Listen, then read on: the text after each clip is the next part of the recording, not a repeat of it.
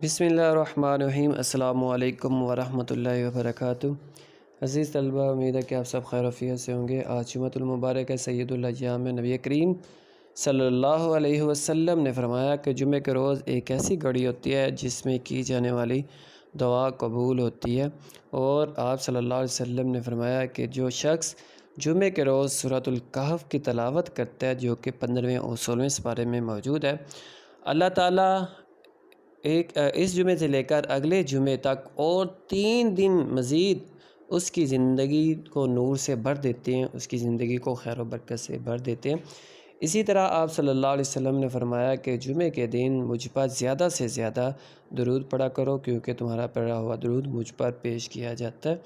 تو ہمیں ہر ممکن کوشش کرنی چاہیے۔ رمضان المبارک کا آخری جمعہ بھی ہے، تو ہمیں ہر ممکن کوشش کرنی چاہیے کہ ہم نبی کریم صلی اللہ علیہ وسلم کی بتائی ہوئی باتوں پر عمل کریں، اور اپنے جو شب و روز ہیں ان کو نبی کریم صلی اللہ علیہ وسلم کی زندگی پر، آپ صلی اللہ علیہ وسلم کی ہدایات پر عمل کرتے ہوئے قیمتی بنائیں۔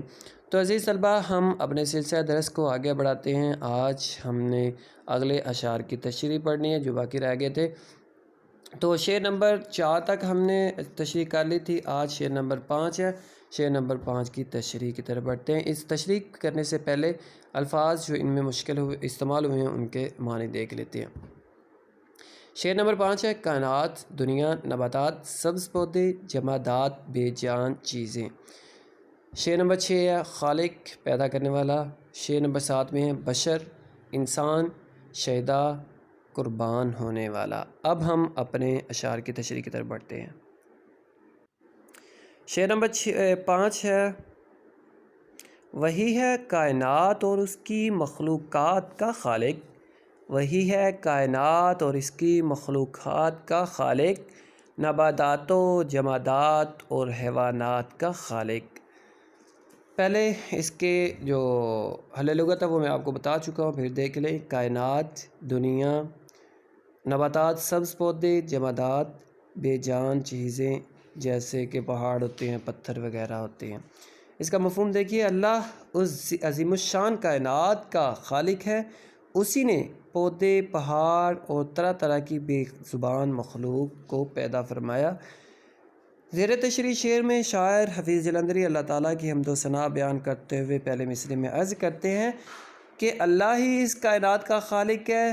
زمین و آسمان جو اس کائنات کا ظاہری حصہ ہیں، اس کے علاوہ انسانی نگاہوں سے کائنات کے بے شمار راز چھپے ہوئے ہیں جو انسان کو نظر نہیں آتے، ان سب کا خالق اور مالک اکیلا اللہ ہے۔ اللہ تعالیٰ کا کوئی شریک نہیں ہے، جیسا کہ اللہ تعالیٰ جو سورہ اخلاص میں فرماتے ہیں: قل هو اللہ احد اللہ الصمد لم یلد ولم یولد ولم یکن لہ کفوا احد، کہ اللہ تعالیٰ اللہ ایک ہے، اللہ جو کوئی شریک نہیں ہے۔ تو اللہ تعالیٰ نے اس بات کا اظہار قرآن مجید میں فرمایا، اور شاعر کہتے ہیں: ازل سے پہلے ابد سے آگے وہی کھڑا ہے، وہی کھڑا تھا۔ ازل سے پہلے ابد سے آگے وہی کھڑا ہے، وہی کھڑا تھا۔ وہ نور کل ہے، وہ ماہ کامل جو جنگلوں میں مجھے ملا تھا۔ کہ انسان اللہ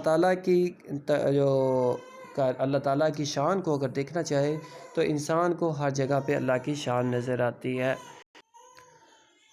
دوسرے مصرعے میں شاعر کہتے ہیں کہ اللہ تعالیٰ نے اس کائنات میں 3 طرح کی چیزیں پیدا کی ہیں، مثلا نباتات ہیں، پودے، جڑی بوٹیاں، جمادات، پہاڑ، اور جو دوسری بے جان چیزیں ہیں، ٹھوس چیزیں ہیں، حیوانات، تمام طرح کے جانور جو بولنے اور سمجھنے کی صلاحیت نہیں رکھتے، اللہ تعالیٰ نے پیدا کیے ہیں۔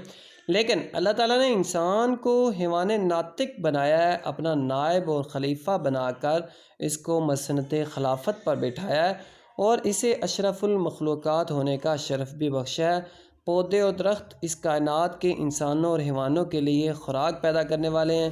یہ دن کے وقت آکسیجن انسان کے خارج کر کے انسان کو زندہ رکھنے کا سبب بنتے ہیں، اور جو انسانوں اور حیوانوں کے لیے جو ان کے سانس کے لیے کا سبب بنتے ہیں، انسانوں کو ان کی سانس لینے میں معاون ثابت ہوتے ہیں۔ غرض جانوروں اور پہاڑوں کو بھی انسانی فائدے کے لیے اللہ تعالیٰ نے تخلیق فرمایا ہے، جیسا کہ اللہ تعالیٰ قرآن مجید میں فرماتے ہیں: بے شک تمہارے لیے معاشیوں میں بے شمار فائدے ہیں۔ سورۃ المومنین میں اللہ تعالیٰ فرماتے ہیں۔ اور اسی طرح اللہ تعالیٰ کو اگر ہم دیکھیں تو کائنات میں رب الانسان نہیں کہا گیا، اللہ تعالیٰ نے اپنے آپ کو رب الانسان یا رب الحیوان نہیں کہا، بلکہ رب العالمین کہا، جیسے اللہ تعالیٰ سورہ فاتحہ میں فرماتے ہیں الحمدللہ رب العالمین، کہ اللہ تعالیٰ کے لیے تمام تعریفیں جو تمام جہانوں کا رب ہے۔ تو رب العالمین سے مراد وہ ذات ہے جو کائنات کی تمام اشیاء کو پیدا کر کے ان کی نشو و نما اور تمام ضرورتیں پورا کرنے کے لیے کیا بندوبست کرتی ہے۔ اس کی نوازشیں اور اس کی رحمتیں اور اس کے لطف و کرم سب کے لیے ایک جیسی ہیں، کوئی بھی ان سے محروم نہیں رہ سکتا۔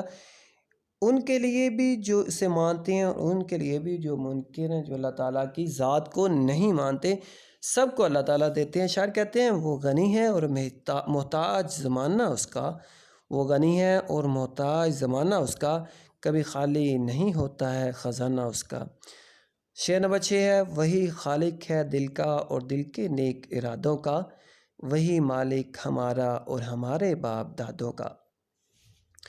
اس کا مفہوم اللہ تعالیٰ ہمارے دل اور دلی ارادوں سے پورا خبردار رہتا ہے۔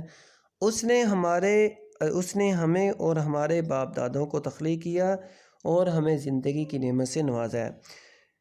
زیر تشریح شعر میں حفیظ جلندری اللہ کی حمد و ثنا بیان کرتے ہوئے پہلے مصرعے میں عرض کرتے ہیں کہ وہ اللہ ہی ہے جس نے انسان کے دل کو پہلے تخلیق فرمایا، جیسے کہ اللہ تعالیٰ بھی قرآن مجید میں فرماتے ہیں وہی اللہ ہے جس نے تم کو بنایا اور تمہارے لیے کان، آنکھیں اور دل بنایا۔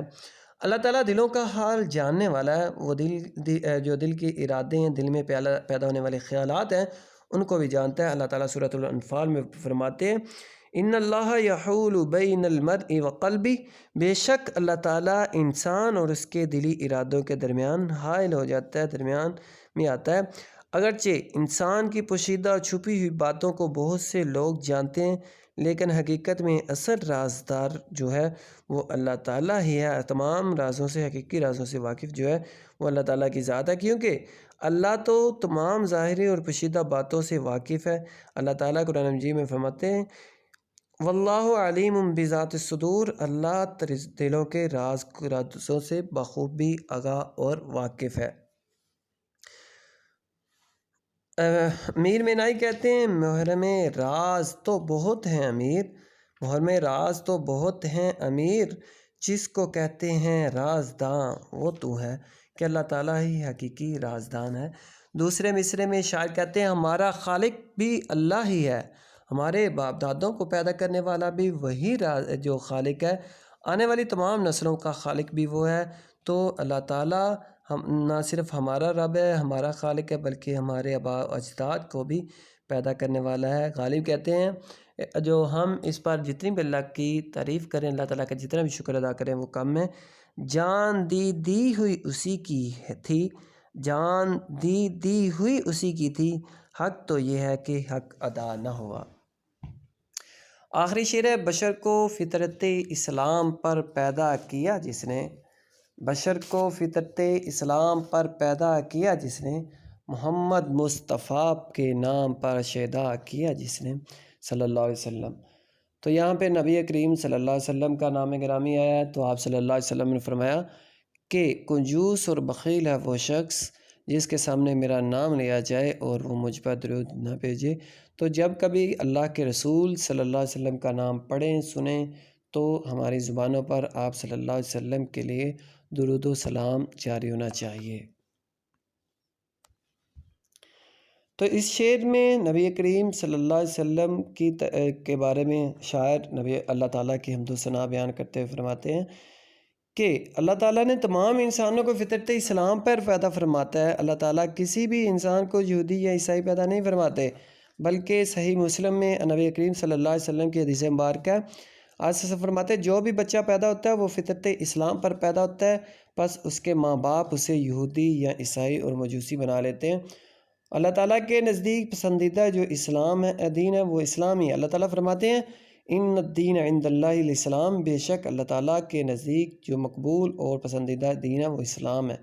اور دوسرے مصرعے میں شاعر کہتے ہیں کہ اللہ تعالیٰ نے اس کائنات کی سب سے محبوب ہستی حضرت محمد صلی اللہ علیہ وسلم کو پیدا فرمایا اور جو تمام انسانوں کو آپ صلی اللہ علیہ وسلم کا شیدائی بنا دیا، آپ صلی اللہ علیہ وسلم کا پر اپنی جان کو قربان کرنے والا بنا دیا۔ مسلمان آپ صلی اللہ علیہ وسلم کی ذات پر، آپ صلی اللہ علیہ وسلم کی جو ذات ہے اس پر آنچ نہیں آنے دیتے، اپنی جان کا نذرانہ پیش کر دیتے ہیں۔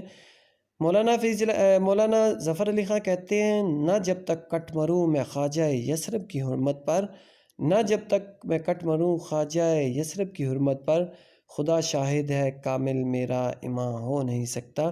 تو انسان کو، اپنے مسلمان کو اپنے ایمان کی تکمیل کے لیے آپ صلی اللہ علیہ وسلم کے ایمان پر، آپ صلی اللہ علیہ وسلم کی ذات پر جو اپنی جان کو قربان کرنے والا بننا ہوگا۔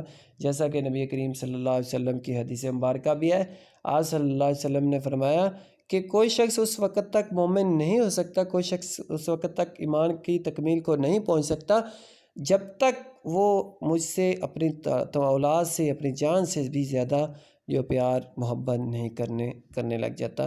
تو عزیز طلبہ، یہ تھے جو نظم حمد کے اشعار کی تشریح۔